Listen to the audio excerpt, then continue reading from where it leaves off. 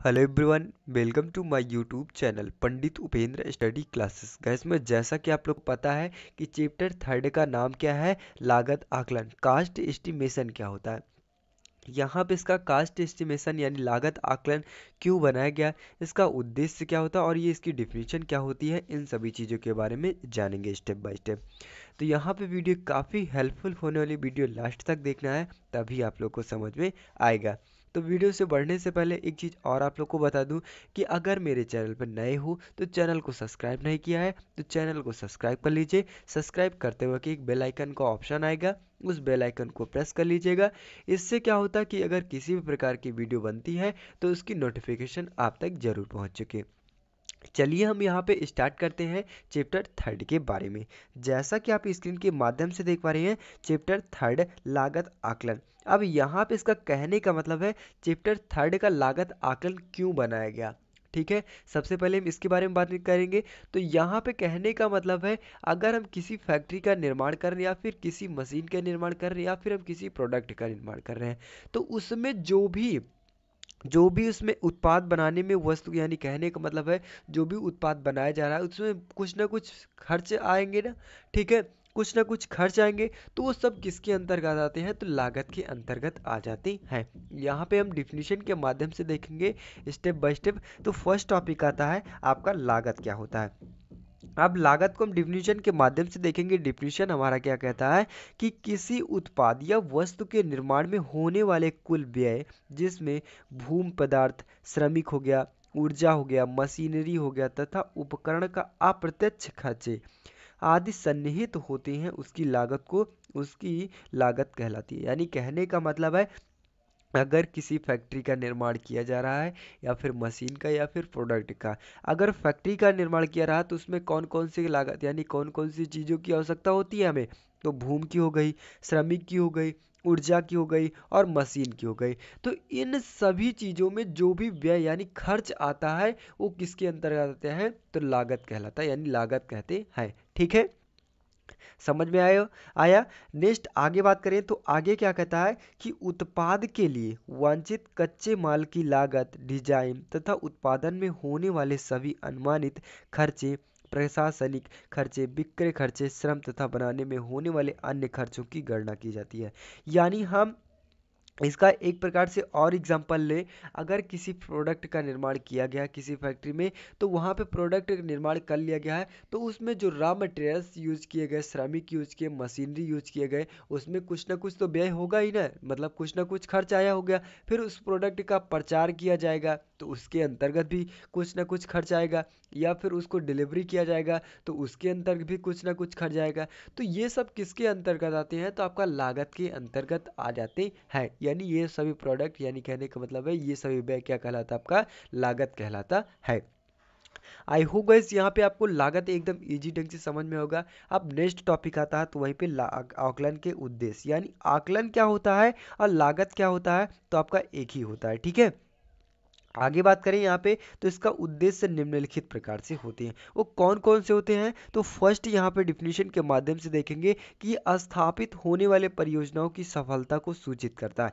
यानी कहने का मतलब है, अगर उसका जो व्यय है, जो उसकी ऊर्जा, यानी कहने का मतलब है जो उसका कुल मूल्य है, अगर वो सही रूप से आपके पर्याप्त धन है आपके पास, जो स्थापित किया जाएगा, यानी प्रोडक्ट का निर्माण किया जाए, फिर मशीन का निर्माण किया जाएगा या फिर फैक्ट्री को स्थापित किया जाएगा, तो उसे सफलतापूर्वक क्या करे, सफलतापूर्वक सूचित भी करता है। ठीक है, आगे बात करें तो यहाँ पे निर्मित किए जाने वाले उत्पाद का विक्रेता को निर्धारित करना, यानी जो भी आपका आकलन का उद्देश्य क्यों बनाया गया है कि अगर किसी प्रोडक्ट का निर्माण कर लिया गया है तो वो आपको वहाँ पे उस प्रोडक्ट का कुल प्राइस, यानी कहने का मतलब है 75 रुपये है। एक ग्राहक से क्या ले लिया गया, आपको 75 रुपये, और दूसरे ग्राहक से वही क्या क्या दिया जाए, तो आपको 50 रुपये में ही प्रोडक्ट बेचना पड़ जाए।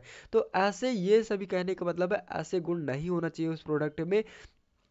कहने का मतलब है, अगर आप एक श्रमिक से 75 रुपये का प्रोडक्ट बेच रहे हैं तो 75 रुपये उससे भी दूसरे वाले प्रोडक्ट को, यानी दूसरा वाला प्रोडक्ट बनाए और दूसरे वाले प्रोडक्ट को सेल करें तो उसको भी 75 रुपये में बेचे। ठीक है, तो वही कहने का मतलब है कि जो आपका प्रोडक्ट का यानी प्राइस हो यानी मूल्य हो वो क्या होना, एक निर्धारित होना चाहिए। ठीक है, नेक्स्ट बात करें वहीं पे, तो उत्पाद के अनुकूल लागत ज्ञात करना चाहिए। यानी कहने का मतलब है कि उस प्रोडक्ट का इस बेस से निर्माण करना चाहिए कि उसका जो रॉ मटेरियल्स है, जो रॉ मटेरियल्स है यानी बनने वाला उत्पाद अगर आपका 50 रुपए में हो रहा है तो उसमें रॉ मटेरियल्स कम से कम आपका तो 10 रुपए का यूज होना चाहिए।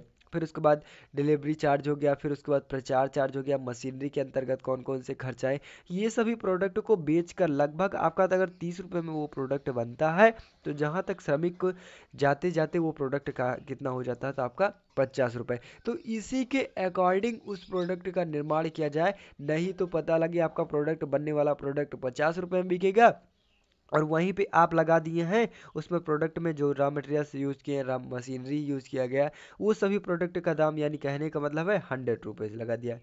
तो ऐसे गुण नहीं होना चाहिए उस प्रोडक्ट में। कहने का मतलब है कि जो भी प्रोडक्ट का निर्माण यानी मूल्य हो उन्हीं के अनुकूल होना चाहिए। ठीक है, नेक्स्ट बात करें वहीं पे, तो आगे आता क्या है कि सभी संभव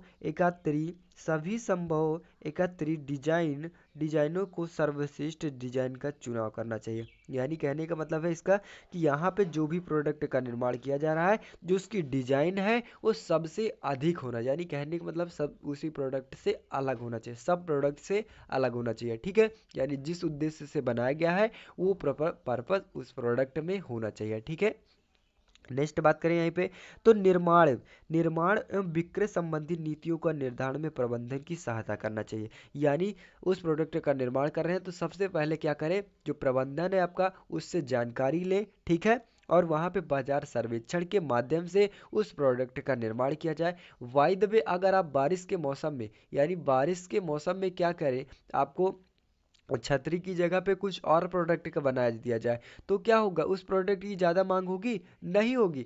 वहाँ पे बारिश के मौसम में क्या है, आपका ज़्यादा आवश्यकता होगी तो छतरी की आवश्यकता होती। तो इन सभी चीज़ों को कौन देखता है, तो ये प्रबंधन देखता है। तो यानी जो प्रोडक्ट का निर्माण किया जाए या फिर फैक्ट्री का निर्माण किया जाए तो उसमें सबसे पहले क्या हो कि प्रबंधन के अंतर्गत सभी क्वेश्चन यानी कहने का मतलब है सभी ब्यौरों को सभी रूप से जानकारी प्राप्त कर ले, तब उस प्रोडक्ट का निर्माण कर या फिर तब उस फैक्ट्री का निर्माण किया जाता है। वही इसकी सहायता से, यानी कहने का मतलब है निर्माण और बिक्री संबंधी अगर किसी भी प्रकार की समस्या हो या फिर किसी भी प्रकार की जानकारी हो तो सबसे पहले क्या करना चाहिए, तो प्रबंधन की सहायता लेनी चाहिए। ठीक है, नेक्स्ट बात करिए वहीं पे, तो नेक्स्ट टॉपिक आता है कि प्रबंधन को समय में प्राप्त करने हेतु प्रबंधन की सहायता करनी चाहिए। यानी बाय द वे, अगर कोई भी किसी भी प्रकार की समस्या हो जाती है, ठीक है, तो सबसे पहले क्या किया जाएगा, तो प्रबंधन की सहायता की जाएगी। ठीक है, नेक्स्ट वहीं पे आता है, तो नेक्स्ट क्या कहता है कि मानक आकलन का अस्तमान करने में प्रबंधन की सहायता होनी चाहिए। जो उसकी मानक आकलन होगा है उसका अस्तमान किया जाएगा तो वो किसके अंतर्गत किया जाएगा, तो प्रबंधन की क्या किया जाए, सहायता करनी चाहिए। ठीक है, आई होप गाइस यहाँ पे आप लोग को जो भी टॉपिक बताए गए यानी लागत क्या होता है, लागत का उद्देश्य क्या होता है, इन सभी चीज़ों के टॉपिक के बारे में स्टेप बाय स्टेप बताया गया और आई होप कि आप लोग को सभी टॉपिक एकदम स्टेप बाय स्टेप समझ में आया होगा। अगर बाय द वे आपको एग्ज़ाम में देना होगा यानी ये टॉपिक आ भी जाता है तो आई होप कि आप लोग एक बार और पढ़ लेंगे, पढ़ने के बाद आप लोग को ये सभी टॉपिक को लिख सकते हैं एकदम इजी ढंग से। तो बस गाइस आज के लिए इतना, वीडियो अच्छी लगी हो चैनल पर नए हो चैनल को सब्सक्राइब कीजिए, ज़्यादा से ज़्यादा शेयर करने की कोशिश कीजिए। मिलते हैं नेक्स्ट वीडियो में, तब तक के लिए जय हिंद।